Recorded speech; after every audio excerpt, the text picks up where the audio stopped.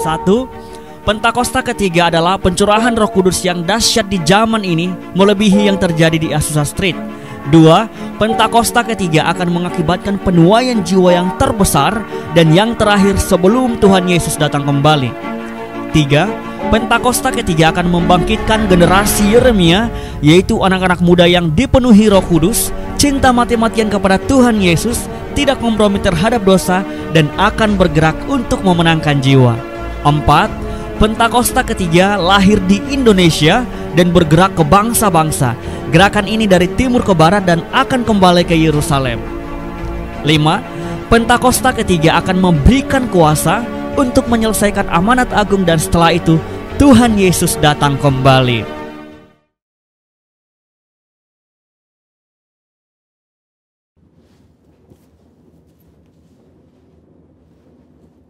Shalom saudara, saya percaya kita dalam keadaan baik dan luar biasa. Pada Voice of Pentecost kali ini, kita akan membahas mengenai apakah orang yang sudah meninggal dapat menjumpai kita?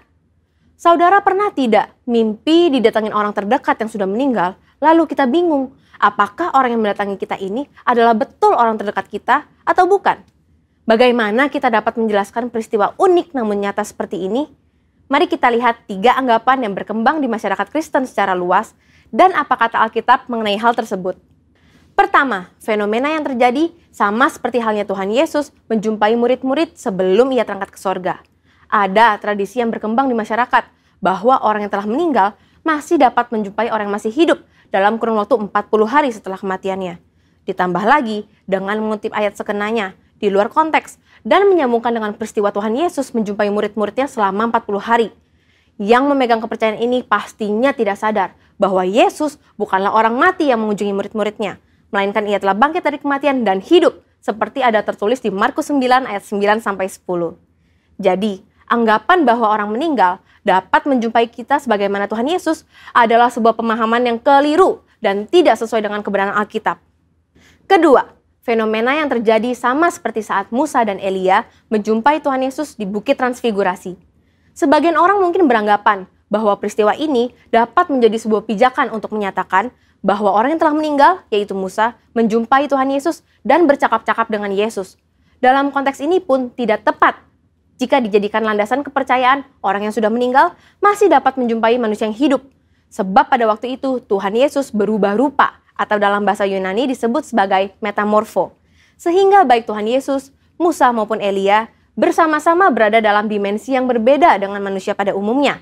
Dalam hal ini adalah Petrus, Yakobus, dan Yohanes yang menyertai Yesus pada saat itu. Ketiga, fenomena yang terjadi sama seperti ketika Saul berjumpa dengan Roh Samuel. Terdapat 2 penafsiran yang berkembang terkait dengan fenomena ini. Ada penafsiran yang mengatakan roh yang muncul itu bukanlah Roh Samuel, dan penafsiran lainnya mengatakan itu benar Roh Samuel, tetapi atas izin Tuhan untuk memberikan pelajaran dan peringatan kepada Saul. Nah, terlepas apakah kita berada dalam golongan yang meyakini itu adalah Roh Samuel ataupun bukan, Alkitab jelas menyatakan bahwa pemanggilan arwah, bertanya pada arwah yang dilakukan oleh Saul adalah pelanggaran terhadap firman Tuhan dan merupakan dosa. Karena itulah Saul mati. Tuhan Yesus seringkali menggunakan perumpamaan dalam mengajar agar lebih mudah dipahami. Dalam Lukas 16 ayat 19-30, Tuhan Yesus menyampaikan perumpamaan tentang orang kaya dan Lazarus. Dari sini kita dapat mempelajari bahwa ada jurang pemisah dalam dunia orang mati yang memisahkan 2 kompartemen yang berbeda, yakni Hades dan Firdaus. Pelajaran berikutnya adalah tidak diperlukan orang yang telah meninggal untuk mengunjungi orang yang masih hidup untuk menyampaikan pesan khususnya terkait pertobatan, sebab sudah ada pada mereka kitab suci. Mungkin ada saudara yang masih bertanya, lalu bagaimana mimpi yang tidak bisa kita rencanakan bisa terasa sangat nyata, seakan-akan orang yang sudah meninggal datang menjumpai kita? Setiap orang pasti pernah mengalami mimpi. Terkait dengan mimpi, Leland Ryken, seorang profesor emeritus bahasa Inggris yang juga adalah penata gaya sastra dari Alkitab English Standard Version, dalam Dictionary of Biblical Imagery menjelaskan, arti dreams and visions adalah mimpi akan muncul sesuai dengan kondisi yang sedang dialami manusia pada hari itu. Seperti yang dicontohkan dalam kitab Yesaya 29 ayat 8. Saat seorang yang lapar bermimpi ia sedang makan, tetapi ketika bangun, ia masih tetap lapar. Atau bisa juga saat merindukan seseorang hari itu, ia bisa bermimpi bertemu dengan orang tersebut. Dalam Alkitab kita mendapati begitu banyak ayat yang menyatakan bahwa Tuhan menjumpai orang melalui mimpi. Tuhan memberikan pesan peringatan agar jangan sampai berbuat dosa. Tuhan memberikan pesan atau berbicara kepada orang tersebut. Tuhan mengabulkan permintaan dan sebagainya. Namun, Alkitab tidak pernah menuliskan tentang orang yang sudah meninggal menjumpai orang yang masih hidup melalui mimpi. Jadi, sebenarnya siapakah yang dijumpai dalam mimpi orang-orang? Apakah itu setan atau roh jahat? Tentu tidak juga demikian.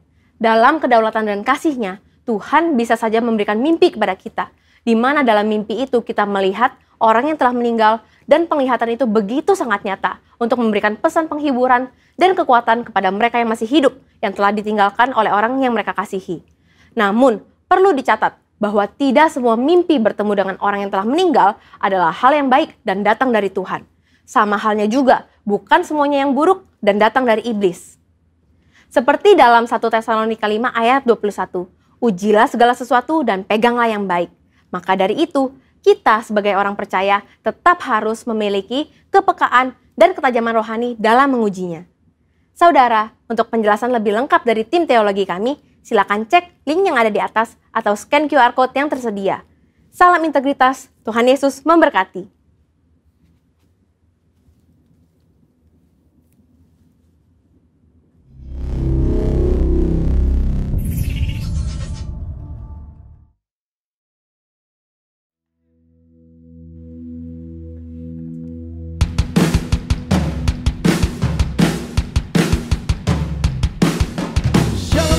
Kasih Tuhan, kau yang ada di rumah-rumah, mari bersama-sama kita memuji Tuhan. Dia Allah yang ajaib, Dia hadir dimanapun kita berada. Haleluya. Terpujilah nama-Mu Tuhan, kuat dan penuh kemuliaan. Satu suara kami nyatakan, kebesaran-Mu tetap selamanya. Terpujilah nama-Mu Tuhan, ajaib dan penuh keagungan. Satu hati kami nyatakan, kerajaan-Mu kekal selamanya.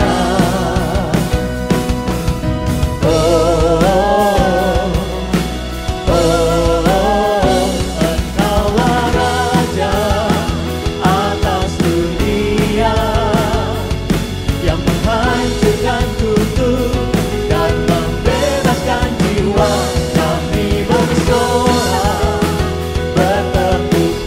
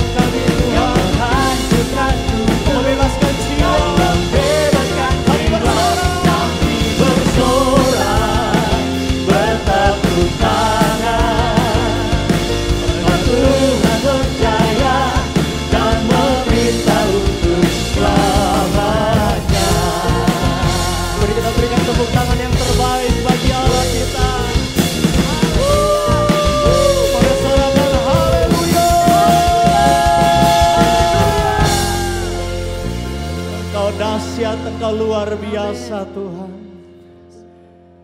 Kami percaya Allah yang ajaib itu hadir bersama dengan kami. Engkau bertahta di atas setiap pujian umat-Mu Tuhan.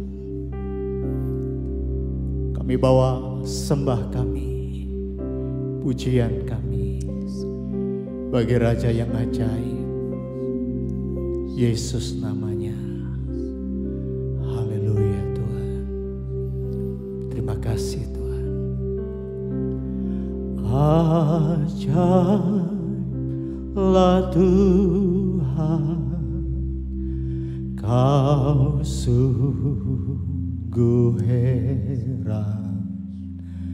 Semua yang di sini memuja Tuhan.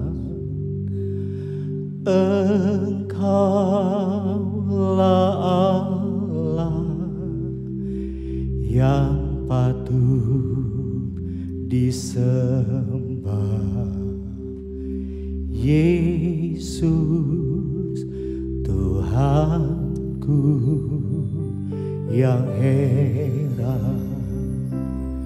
Mari angkat suaramu, katakan.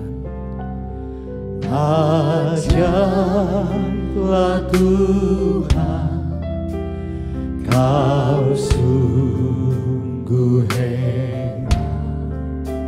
Semua yang di sini memuja Tuhan. Engkaulah Allah yang patut disembah. Yesus Tuhanku yang heran. Mari katakan ajaiblah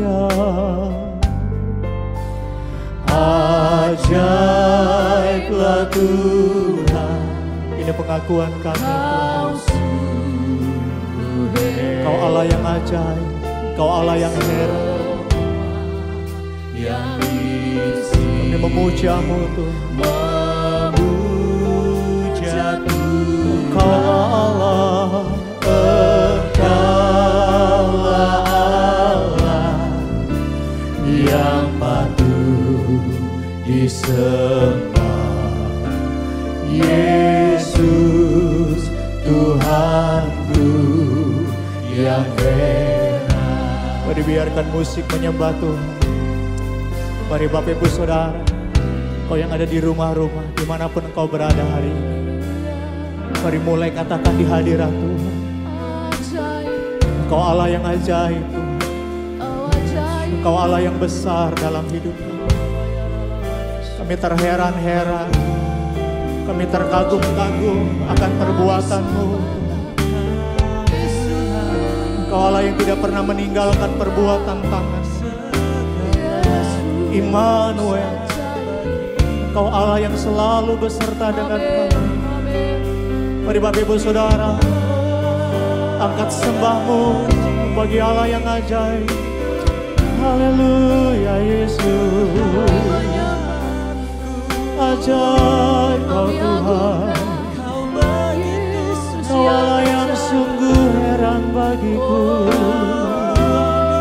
Terima kasih Tuhan. Kami yang ada di rumah-rumah, kami angkat sembah kami bagi-Mu ya Yesus Tuhan. Terima kasih Bapa, terima kasih ya Roh Kudus, terima kasih Tuhan Yesus. Mari saya mengajak Bapak Ibu Saudara, angkat kedua tangan kita tinggi-tinggi di hadirat Tuhan. Dan lebih lagi katakan ajaib, ajaiblah Tuhan, Kau sungguh heran. Semua yang di sini memuja Tuhan. Engkaulah Allah yang patut disembah.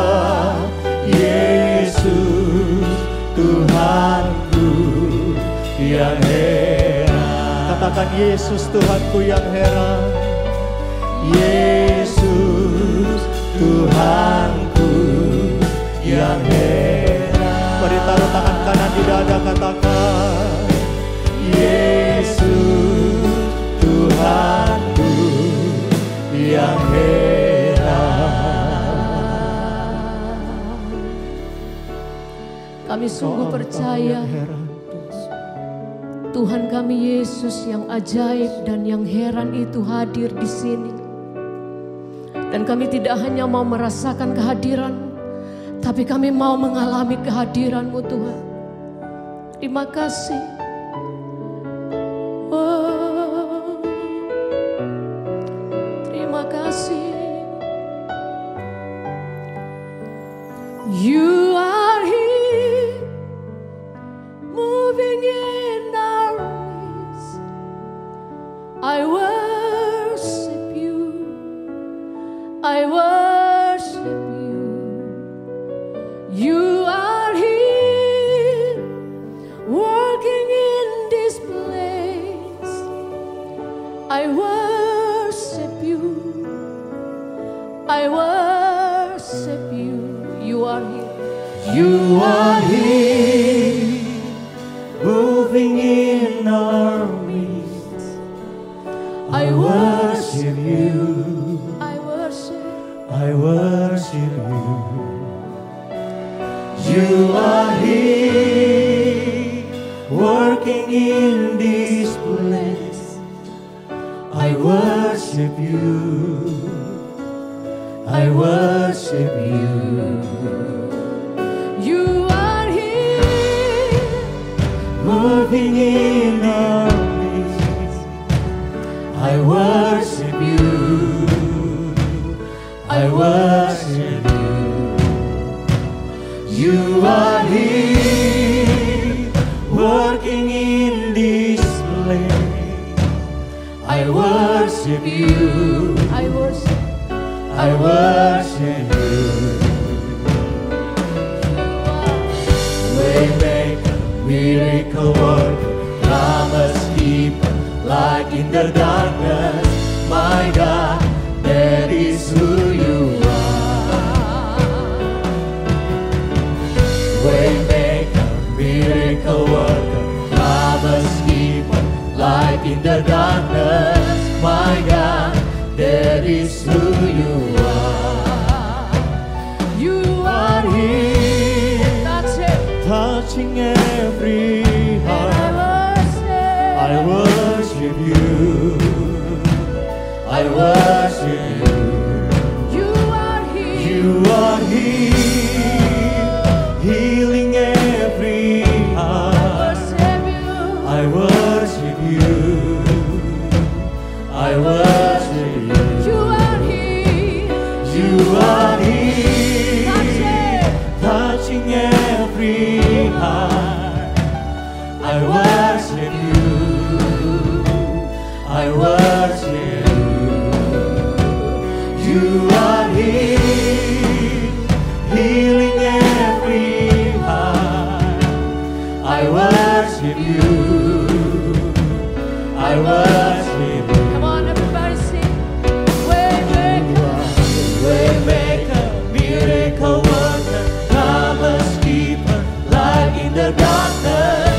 My God, that is who you are. You are waymaker, miracle worker, promise keeper, light in the darkness. My God, that is who you are. Haleluya. Mari sama-sama angkat suara, angkat hati menyembah Dia. Kami percaya saat kami menyembah, Engkau lewat Roh-Mu sedang bergerak, menjamah, menyembuhkan, memulihkan. Mari semua sembah Tuhan yang ada di rumah-rumah. Angkat suara sembah, sembah. Haleluya. Terpujilah namamu ya Dia ajaib. Engkau Allah pembuat mujizat. Dia ajaib. bagi namamu. Haleluya, haleluya. Kami agungkan Yesus yang ajaib. Kau hadir di sini. Terpujilah namamu. Menjamah Ajaib kau Tuhan. Glory, glory. Glory bagi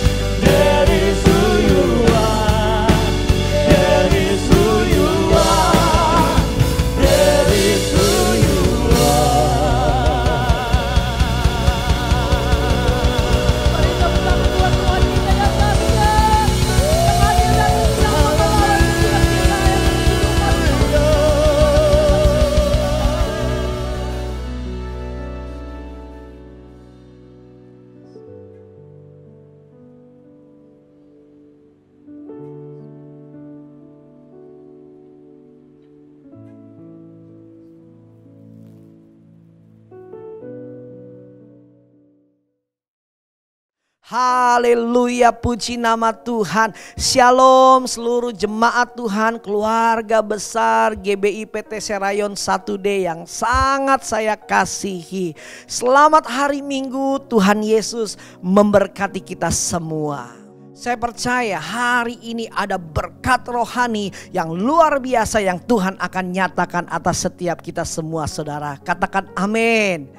Nah, saudara yang dikasihi Tuhan, saya ingin juga terus mengingatkan kepada kita semua, jemaat-jemaat Tuhan, pengerja-pengerja Tuhan di GBI PT Serayon 1D, bahwa di tahun 2021 ini Tuhan memberikan visi bagi gereja kita, yaitu tahun integritas, the year of integrity, di mana Tuhan Tuhan ingin setiap kita semuanya hidup lebih sungguh-sungguh lagi dalam kebenaran Tuhan. Hidup lebih sungguh-sungguh lagi untuk menjadi serupa dan segambar dengan Tuhan. Saudara yang dikasihi Tuhan, saya percaya waktu kita setia akan visi Tuhan, waktu kita melakukan apa yang menjadi visi Tuhan dalam hidup kita, maka terobosan demi terobosan pasti terjadi dalam hidup kita. Amin saudara. Maka mujizat demi mujizat pasti akan digenapi dalam kehidupan kita. Amin saudara. Nah, Bapak Ibu Saudara yang dikasihi Tuhan, tanpa terasa kita sudah berada di bulan yang ke-8 di tahun 2021 ini. Bulan Agustus, bulan kemerdekaan bagi bangsa kita Indonesia. Tidak terasa sudah 76 tahun bangsa kita menikmati kemerdekaannya. Semua karena kasih dan anugerah Tuhan semata-mata. Nah, Bapak Ibu Saudara, saya ingin mengajak kita semua untuk terus bersatu hati, untuk terus bergandeng tangan, menaikkan doa-doa kita bagi bangsa kita Indonesia. Kita tahu 1,5 tahun terakhir ini bangsa kita sedang mengalami ujian yang begitu berat. Bangsa kita sedang mengalami tantangan yang begitu berat karena pandemi COVID-19 yang masih terus ada di bangsa kita. Tapi saya percaya kalau kita jemaat-jemaat Tuhan dimanapun kita berada,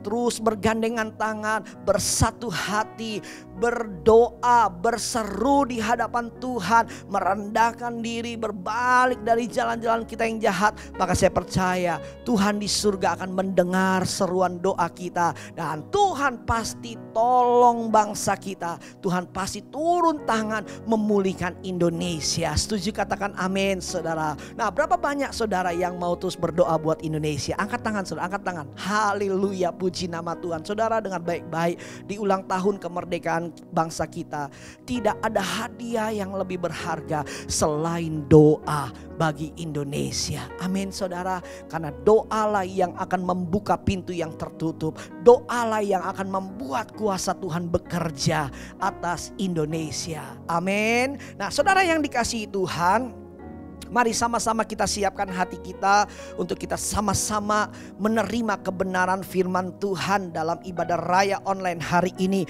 Secara khusus ibadah raya online hari ini, kebenaran firman Tuhan saya beri judul kemerdekaan seutuhnya. Saya ulangi sekali lagi, kemerdekaan seutuhnya. Nah, Bapak Ibu Saudara yang dikasihi Tuhan, kemerdekaan di sini kita tidak berbicara tentang kemerdekaan lepas dari penjajahan, dari peperangan antara bangsa satu dengan bangsa yang lain. Bukan berbicara kemerdekaan secara fisik, bukan saudara. Tapi kemerdekaan yang akan kita belajar hari ini yaitu berbicara kemerdekaan ilahi, kemerdekaan rohani dari kehidupan setiap orang-orang percaya, anak-anak Tuhan khususnya. Nah saudara, apa itu kemerdekaan yang seutuhnya? Kemerdekaan yang seutuhnya itu berbicara kemerdekaan, kebebasan dalam setiap aspek kehidupan anak-anak Tuhan. Kemerdekaan secara roh, tubuh, jiwa, kemerdekaan dari ikatan dosa, kemerdekaan dari belenggu-belenggu ketakutan, kekhawatiran, kecemasan, bahkan juga kemerdekaan untuk kita bisa mengalami terobosan demi terobosan dalam kehidupan kita. Nah, itu artinya kemerdekaan yang seutuhnya saudara. Amin. Dan saya mau beritahu buat setiap kita, dengar baik-baik, kemerdekaan yang seutuhnya hanya kita bisa dapat di dalam Tuhan Yesus. Di luar Tuhan Yesus tidak ada yang namanya kemerdekaan seutuhnya. Amin saudara. Nah Bapak Ibu Saudara yang dikasihi Tuhan, seperti apa itu kemerdekaan yang seutuhnya? Mari kita lihat. Yang pertama, kemerdekaan seutuhnya itu berbicara kemerdekaan roh dan jiwa kita. Sama-sama katakan roh dan jiwa. Nah, Bapak Ibu Saudara yang dikasihi Tuhan, sebelum Tuhan memerdekakan hal-hal yang sifatnya jasmani di luar hidup kita, hal-hal yang sifatnya fisik di luar diri kita, kita, lebih dulu Tuhan merdekakan hal-hal yang sifatnya rohani dalam hidup kita. Amin saudara. Seperti apa itu kemerdekaan yang sifatnya roh? Yaitu kemerdekaan iman, kemerdekaan percaya kita kepada Tuhan, kemerdekaan kasih kita kepada Tuhan, kemerdekaan keintiman kita kepada Tuhan, kemerdekaan kesetiaan kita kepada Tuhan saudara. Amin. Nah, mari kita lihat dulu satu ayat kebenaran firman Tuhannya. 2 Korintus pasal 3 ayat yang ke-17. 2 Korintus pasal 3 ayat yang ke-17 dikatakan demikian. Sebab Tuhan adalah roh, dan di mana ada roh Allah, di situ ada kemerdekaan. Bapak Ibu yang dikasihi Tuhan, kata kemerdekaan di sini bukan berarti kita merdeka lepas dari penjajahan peperangan secara fisik. Bukan itu. Kata kemerdekaan di sini bukan berarti berbicara hidup kita bebas, merdeka melakukan apa saja semau kita, melakukan dosa, melakukan pelanggaran, melakukan keinginan daging kita. Bukan itu saudara. Tapi arti dari kata kemerdekaan di dalam ayat ini itu artinya adalah sekalipun hidup kita dalam masalah yang begitu berat, sekalipun hidup kita sedang menghadapi tantangan yang begitu berat, sekalipun hidup kita sedang menghadapi pergumulan yang begitu hebat, tetapi kita masih bisa tetap bebas, merdeka untuk selalu mengucap syukur kepada Tuhan. Kita masih bisa tetap bebas, merdeka untuk tetap setia menyembah Tuhan, tetap setia memuji Tuhan, tetap setia beribadah kepada Tuhan, tetap setia untuk mengiring Tuhan sampai akhir hidup kita. Amin saudara. Ada satu kelepasan rohani, ada satu kebebasan rohani yang terjadi sekalipun di luar kita masalah masih menimpa kita. Ada satu kelepasan ilahi, ada satu kebebasan rohani sekalipun di luar kita masih mengalami goncangan demi goncangan.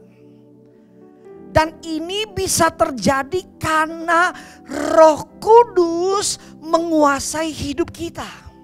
Amin saudara.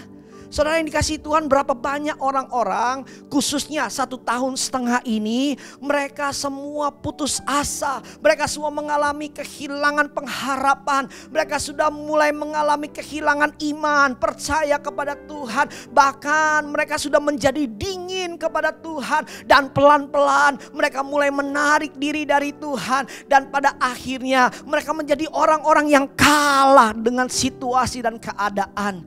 Kenapa? Karena mereka tidak mengalami kemerdekaan di dalam roh dan jiwanya saudara.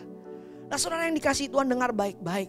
Apa yang dari dalam itu mempengaruhi yang di luar. Apa yang dari dalam itu bisa mengendalikan yang di luar saudara. Saudara yang dikasihi Tuhan, hari-hari ini penting untuk kita terus memperhatikan manusia rohani kita. Amin. Bagaimana caranya? Kita harus terus intim dengan Tuhan. Kita harus terus lapar dan haus akan hadirat Tuhan. Kita harus terus penuh dengan Roh Kudus, penuh dengan firman Tuhan. Doa, muji, nyembah Tuhan. Terus paksakan dirimu untuk ikut ibadah-ibadah persekutuan dengan Tuhan saudara. Walaupun secara online hari-hari ini. Kasih makan manusia rohani kita. Amin. Supaya apa? Jiwa kita, roh kita mengalami kemerdekaan. Amin. Kita bisa menjadi orang yang tetap bersukacita sekalipun kita sedang menghadapi situasi yang sulit. Kita masih bisa tetap menjadi orang yang selalu tersenyum, antusias, bergairah sekalipun masalah pergumulannya belum selesai. Amin saudara. Amin. Saudara yang dikasihi Tuhan, mari kita lihat contoh Paulus dan Silas ketika mereka berada di dalam penjara saudara.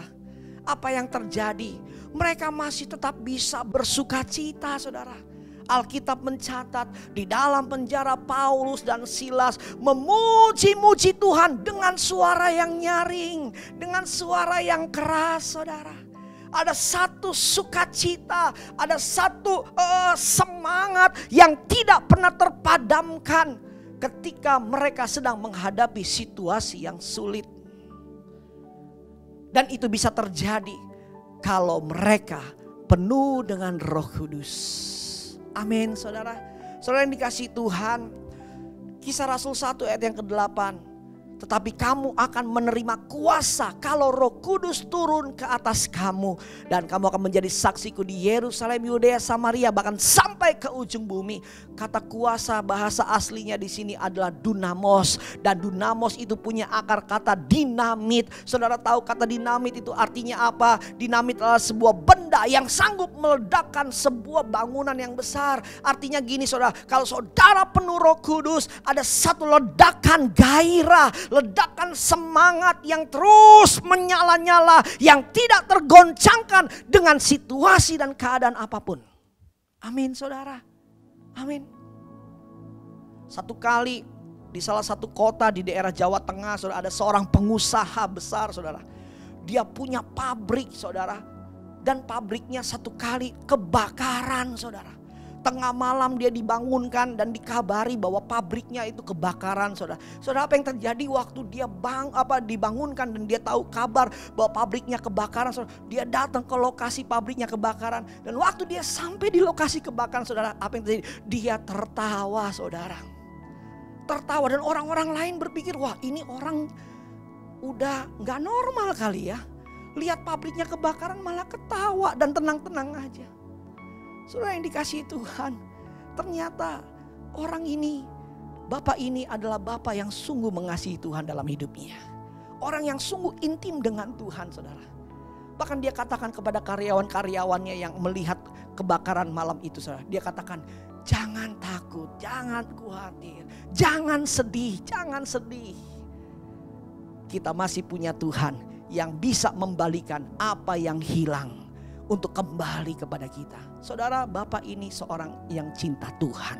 Bapak ini seorang yang tekun dalam membaca firman, dalam berdoa setiap hari, saudara. Saudara yang dikasihi Tuhan, orang yang penuh Roh Kudus, dalam hatinya tetap tenang. Orang yang penuh Roh Kudus, dalam hatinya tetap bersukacita. Orang yang penuh dengan Roh Kudus, orang yang hatinya tetap memiliki pengharapan di dalam Tuhan, saudara. Ini orang yang merdeka, saudara. Amin. Amin. Dan yang luar biasa dampaknya adalah begini. Orang yang hidupnya dipenuhi Roh Kudus, orang yang di dalam dirinya roh dan jiwanya merdeka, orang ini juga bisa berdampak bagi orang-orang lain. Orang ini bisa berdampak dalam arti begini, saudara. Orang ini bisa tetap semangat di tengah pergumulannya, dan orang lain pun akan tertular dengan semangatnya. Saya mau beritahu buat saudara, hari-hari ini saudara harus tetap semangat, harus tetap antusias di tengah-tengah penderitaan dampak pandemi COVID-19 ini. Supaya saudara bisa menularkan semangat saudara kepada anggota-anggota keluargamu. Saudara, semangat, antusias, gairah itu menular sifatnya. Kalau suaminya semangat, istri dan anak-anaknya pasti ikut semangat. Kalau istrinya semangat, suami dan anak-anaknya juga pasti ikut semangat. Kalau orang tua semangat, anak-anaknya juga pasti ikut semangat. Dan semangat dan gairah itu hanya kita bisa dapatkan dari Roh Kudus. Katakan amin, saudara. Ayo bangkit hari-hari ini. Perhatikan yang di dalam saudara. Yang di dalam akan mempengaruhi yang keluar. Kalau di dalam diri saudara kuat, saudara yang akan mempengaruhi pergumulan di luar, bukan pergumulan yang mempengaruhi hidup saudara. Amin. Saudara ingat baik-baik, Tuhan selalu memulihkan yang di dalam lebih dulu sebelum Tuhan pulihkan yang di luar. Kalau di dalam kita pulih, roh dan jiwa kita pulih, maka yang di luar pun Tuhan pasti akan pulihkan, cepat atau lambat. Amin saudara.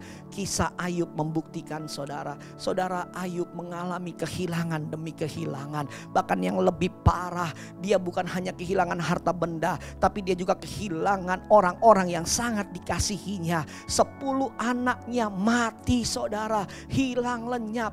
Darah dagingnya Ayub, bukan cuma orang-orang yang dikasihinya, tapi kesehatannya juga habis saudara. Badannya diserang dengan sakit penyakit, bahkan tinggal kulit, tinggal tulang saudara. Itu yang dialami oleh Ayub. Tapi apa yang Tuhan lakukan buat Ayub saudara? 40 pasal saudara. Ayub dipulihkan rohnya sama Tuhan. Ayub dimerdekakan roh dan jiwanya dan pikirannya oleh Tuhan saudara. Apa yang dipulihkan, apa yang dimerdekakan dari hidupnya Ayub? Ucapan syukur, pengharapan, iman, dan kasih kepada Tuhan.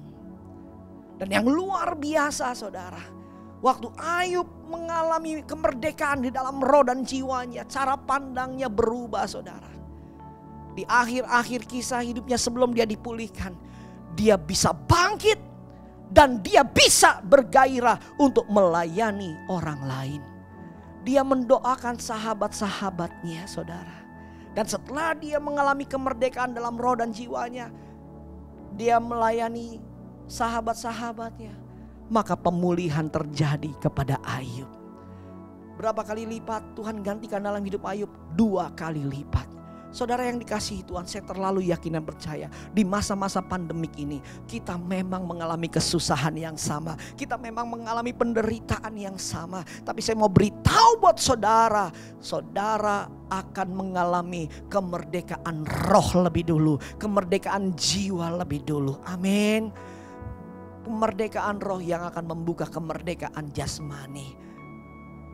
Kemerdekaan roh yang akan membuka berkat-berkat jasmani, mujizat-mujizat dalam kehidupan kita. Ayo bangkit saudara. Tuhan akan memulihkan, memerdekakan roh dan jiwa saudara. Lalu yang kedua, kemerdekaan sejati di sini itu berbicara kemerdekaan dari ikatan dosa. Saudara yang dikasihi Tuhan, saya mau beritahu buat setiap kita saudara. 2000 tahun yang lalu Tuhan sudah mati buat kita di kayu salib. Tuhan sudah tebus dosa kita di kayu salib. Tapi saya mau beritahu juga buat saudara bahwa begini, ada pribadi yang gak suka dengan hidup kita, yaitu iblis. Iblis kerjanya itu mencuri, membunuh, dan membinasakan saudara. Iblis selalu menyerang setiap kita anak-anak Tuhan untuk jatuh ke dalam dosa. Saudara, secara de jure 2000 tahun yang lalu kita sudah mengalami kemerdekaan dari dosa, dari kutuk maut di atas kayu salib. Tapi secara de facto iblis terus menyerang kita untuk berusaha menjatuhkan kita saudara. Saudara yang dikasihi Tuhan, kalau kita tahu sejarah kemerdekaan bangsa kita tahun 45, secara de jure, secara tertulis bangsa kita sudah diakui kemerdekaannya. Tapi secara de facto kita masih lihat setelah tahun 45 masih ada aja tuh saudara agresi-agresi militer dari bangsa Belanda, ya agresi-agresi militer dari bangsa yang lain yang mencoba untuk merebut kemerdekaan kita, mengganggu kemerdekaan kita. Nah saudara yang dikasihi Tuhan, bukankah dalam kehidupan iman kita juga seperti itu? Kita sudah ditebus Tuhan, tapi dalam kehidupan sehari-hari kita masih sering jatuh bangun, jatuh bangun, jatuh bangun. Tapi saya mau beritahu buat saudara, Tuhan sanggup memerdekakan kita secara utuh, terutama dalam hal ikatan-ikatan dosa. Saudara, Roma pasal yang ke-7 ayat yang ke-24, ayat yang ke-25 dikatakan, aku manusia celaka. Siapakah yang akan melepaskan aku dari tubuh maut ini? Syukur kepada Allah oleh Yesus Kristus Tuhan kita. Saudara, kita ini punya tubuh maut saudara. Kita ini punya tubuh yang cenderung selalu mengikuti keinginan daging, keinginan dosa saudara. Tapi Paulus katakan apa? Siapakah yang bisa melepaskan aku, memerdekakan aku dari tubuh maut ini? Syukur kepada Allah oleh Yesus Kristus Tuhan kita. Saudara, Tuhan Yesus sanggup melepaskan kita dari keinginan-keinginan dosa, dari keinginan-keinginan daging kita, saudara. Amin. Saudara, untuk itu Tuhan ajarkan juga kita begini. Yohanes 8 ayat 32. Dan kamu akan mengetahui kebenaran, dan kebenaran itu akan memerdekakan kamu. Artinya apa? Kebenaran di sini itu berbicara firman Tuhan. Saudara harus penuh firman Tuhan. Saudara harus penuh dengan hadirat Tuhan. Saudara harus penuh dengan Tuhan Yesus dalam hidup saudara. Supaya kita bisa menang atas keinginan daging. Menang atas keinginan-keinginan dosa, saudara. Saudara dengar baik-baik. Kita lihat hari-hari ini kematian ada di sekeliling kita. Dan dalam tanda petik kita juga melihat ada banyak orang juga mati di luar Tuhan. Ada banyak juga orang yang hidupnya mati tanpa mengalami pertobatan lebih dulu, saudara. Saudara, kita tahu orang-orang yang mati tanpa pertobatan, orang-orang yang mati di luar Tuhan, mereka tidak akan bisa menikmati kehidupan kekal di surga, melainkan kehidupan di neraka. Saudara yang dikasihi Tuhan, termasuk kita semua, mari kita jaga hidup kita. Mari kita jaga hari-hari kita dengan cara apa? Hidup kudus, hidup benar di hadapan Tuhan, saudara. Amin. Amin. Gimana caranya? Kita harus lepas dari ikatan-ikatan dosa. Saudara yang dikasihi Tuhan, hidup dalam firman Tuhan itu yang sanggup membebaskan kita dari ikatan dosa. Saudara yang dikasihi Tuhan, dengar baik-baik. Hidup kudus tanpa keintiman dengan Tuhan adalah sebuah keniscayaan. Kita bisa hidup kudus, kita bisa lepas dari ikatan dosa kalau hidup kita penuh dengan Tuhan Yesus. Amin, saudara. Saudara, bicara ikatan dosa, bicara keinginan daging, itu ibarat seperti orang yang selalu haus. Seperti haus kepada minuman atau lapar dengan sesuatu. Pengennya balik lagi, pengen minum lagi dan lain sebagainya. Nah saudara, dalam satu kali dalam Alkitab ada satu kisah yang menggambarkan ya secara luar biasa tentang bagaimana kehidupan yang terikat dengan dosa. Saudara, dalam Yohanes pasalnya yang keempat, saudara, itu ayat 13 sampai ayat yang ke-17, itu kisah tentang seorang wanita Samaria yang berjumpa dengan Tuhan Yesus di pinggir sumur Yakub, saudara. Pada waktu itu seorang wanita yang dari Samaria ini, dia ingin mengambil air dari dalam sumur itu. Lalu berjumpa dengan Tuhan Yesus, lalu terjadilah percakapan. Lalu Tuhan Yesus berkata begini kepada wanita ini, barang siapa minum air ini, ia akan haus lagi. Tapi barang siapa minum air yang akan kuberikan kepadanya, ia tidak akan haus untuk selama-lamanya. Sebaliknya, air yang akan kuberikan kepadanya akan menjadi mata air di dalam dirinya yang terus menerus memancar sampai kepada hidup yang kekal.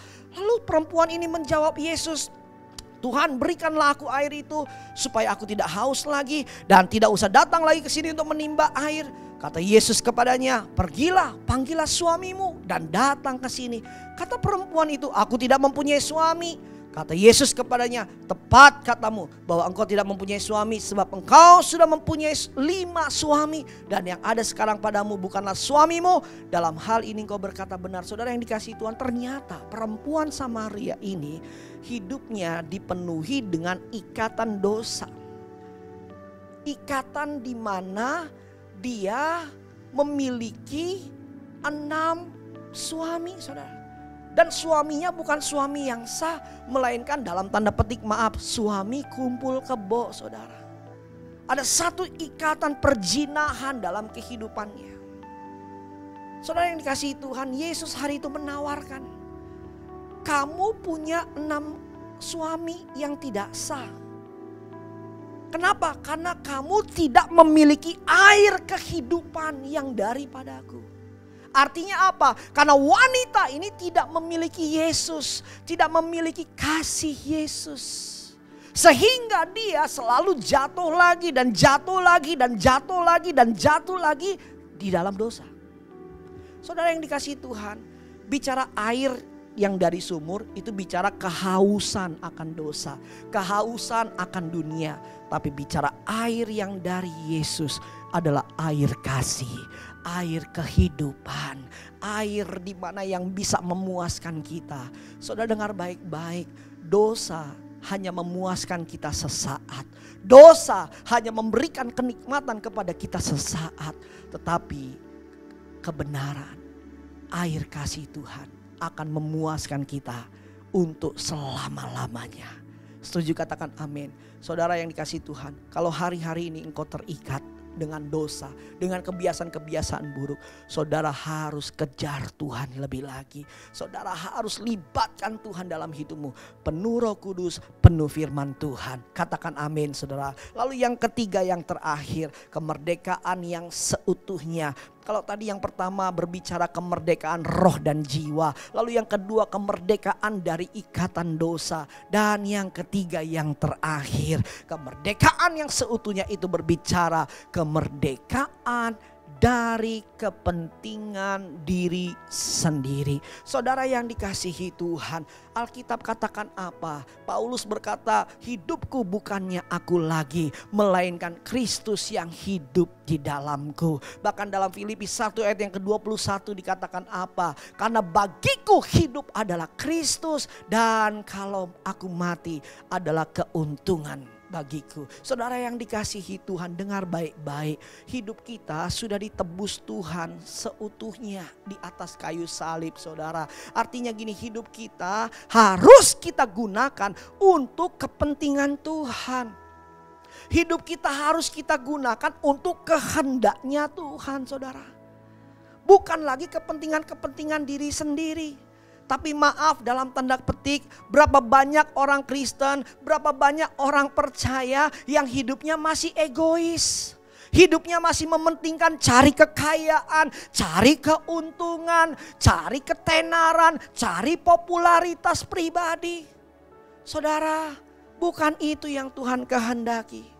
Saudara, dalam hidup setiap kita anak-anak Tuhan, ada yang namanya destiny Tuhan, ada yang namanya panggilan Tuhan dalam hidup kita. Apa panggilan Tuhan dalam hidup kita? Yaitu kita harus menjadi berkat buat orang lain. Katakan amin, saudara.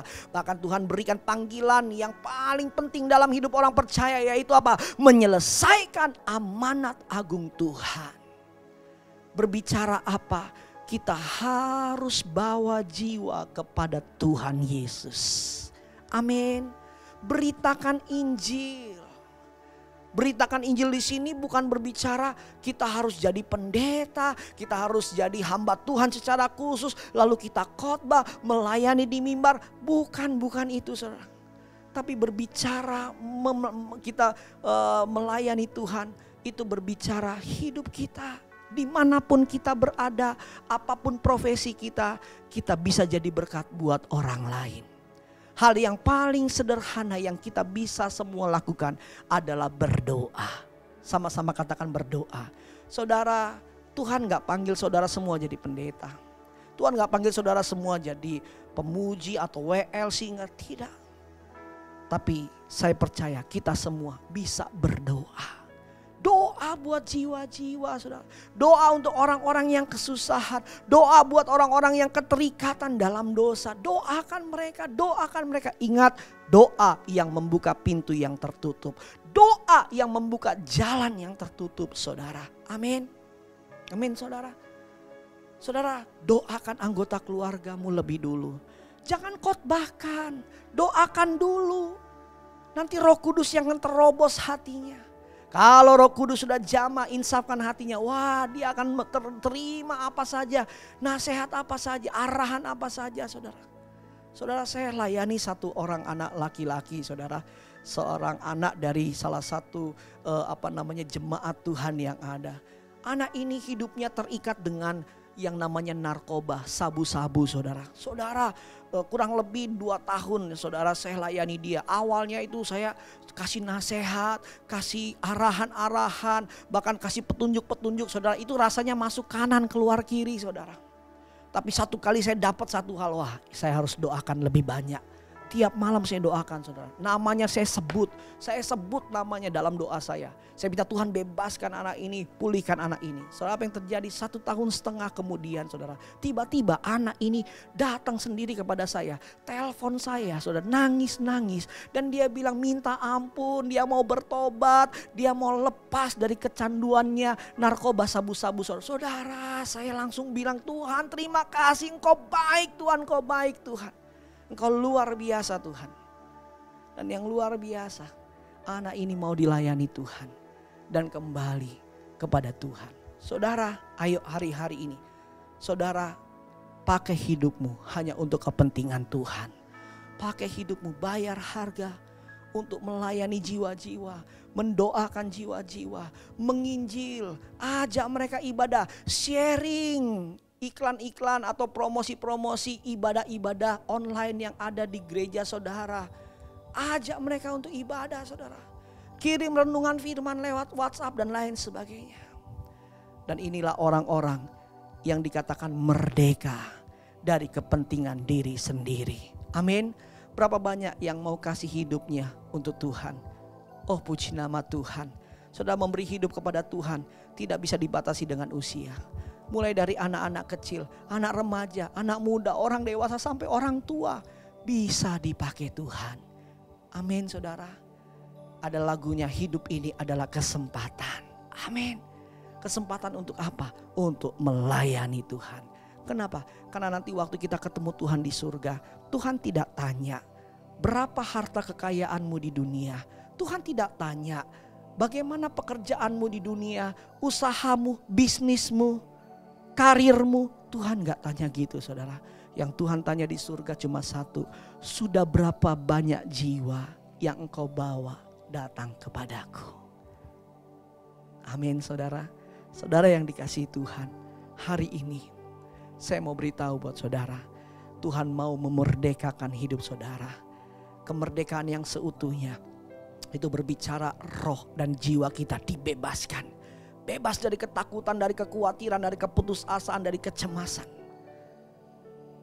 Yang kedua, Tuhan mau merdekakan kita dari ikatan-ikatan dunia, ikatan-ikatan dosa. Dan yang ketiga, Tuhan mau memerdekakan hidup kita dari kepentingan diri kita sendiri. Dan yang terakhir, saya mau beritahu buat saudara, kemerdekaan yang Tuhan tawarkan sifatnya adalah pilihan. Tuhan tidak pernah paksa. Tapi itu semua pilihan. Wahyu 3 ayat yang ke-20 dikatakan, lihat aku berdiri di muka pintu dan mengetuk. Jikalau ada orang yang mendengar suaraku dan membukakan pintu, aku akan masuk mendapatkannya. Dan aku akan makan bersama-sama dengan dia dan ia bersama-sama dengan aku. Saudara yang dikasihi Tuhan, hari ini mari Tuhan sudah berbicara buat saudara. Tuhan ketuk pintu hati saudara. Mari jangan keraskan hati kita. Amin. Tuhan mau pulihkan hidup saudara secara utuh. Tuhan mau bebaskan hidup saudara secara utuh. Tuhan mau memberikan kemerdekaan buat saudara secara utuh. Dan kuncinya hari ini, rendahkanlah dirimu, buka hatimu, terima Tuhan Yesus masuk dalam kehidupanmu. Amin. Tundukkan kepala saudara. Kita berdoa.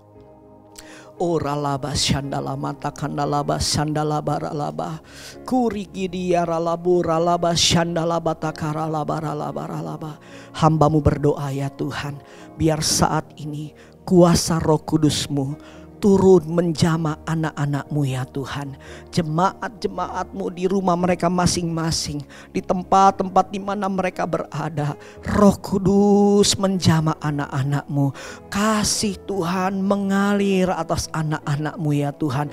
Tuhan merdekakan setiap kami. Merdekakan roh dan jiwa kami. Merdekakan kami dari ikatan-ikatan dosa. Dan merdekakan kami juga Tuhan dari kepentingan diri diri sendiri, dari egoisme dalam hidup kami. Tapi biar kami merdeka untuk menyerahkan hidup kami dipakai Tuhan seutuhnya untuk melayani Tuhan. Terima kasih ya Tuhan, bangkitkan setiap anak-anak-Mu yang ada ya Tuhan.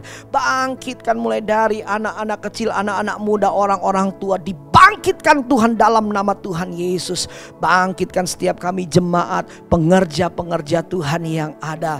Bangkitkan kami karena kami tahu hari Tuhan sudah semakin dekat. Tuhan akan segera datang yang kedua kali. Tuhan, mampukan kami untuk kami melakukan firman-Mu, supaya pada waktu Tuhan Yesus datang kami didapati layak dan berkenan di hadapan Tuhan. Terima kasih ya Tuhan untuk firman-Mu.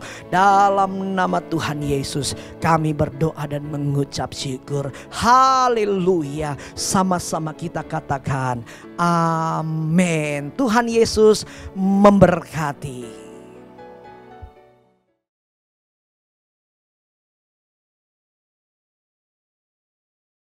Mazmur 91 ayat 1-16. Dalam lindungan Allah, orang yang duduk dalam lindungan yang maha tinggi dan bermalam dalam naungan yang maha kuasa akan berkata kepada Tuhan, tempat perlindunganku dan pertahananku, Allahku yang kupercayai. Sungguh Dialah yang akan melepaskan engkau dari jerat penangkap burung, dari penyakit samparan busuk.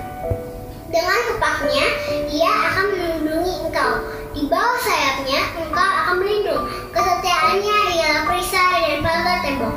Engkau tak usah takut terhadap kedahsyatan malam, terhadap panah yang terbang di waktu siang, terhadap penyakit sampar yang berjalan di dalam gelap, terhadap penyakit menular yang mengamuk di waktu petang. Walau 1000 orang rebah di sampingmu dan 10.000 di sebelah kananmu, tetapi itu tidak akan menimpa kamu. Engkau hanya menontonnya dengan matamu sendiri dan melihat pembalasan terhadap orang-orang fasik. Sebab Tuhan ialah tempat perlindunganku, yang maha tinggi telah Engkau buat tempat perteduhanmu. Malapetaka tidak akan menimpa kamu dan tulah tidak akan mendekat kepada kemahmu. Sebab malaikat-malaikatnya akan diperintahkannya kepadamu untuk menjaga engkau di segala jalanmu. Mereka akan menantang engkau di atas tangannya, supaya kakimu jangan terjatuh kepada batu. Singa dan ular tedung akan kau langkahi, engkau akan menginjak anak singa dan ular naga. Sungguh hatinya melekat kepadaku, maka aku akan meluputkannya. Aku akan membentenginya, sebab ia mengenal namaku. Bila ia berseru kepadaku, aku akan menjawab. Aku akan menyertai dia dalam kesesakan. Aku akan meluputkannya dan memuliakannya. Dengan panjang umur akan kukenyangkan dia, dan akan kuperlihatkan kepadanya keselamatan daripadaku. Amin. Stay healthy. God bless you. Bye-bye.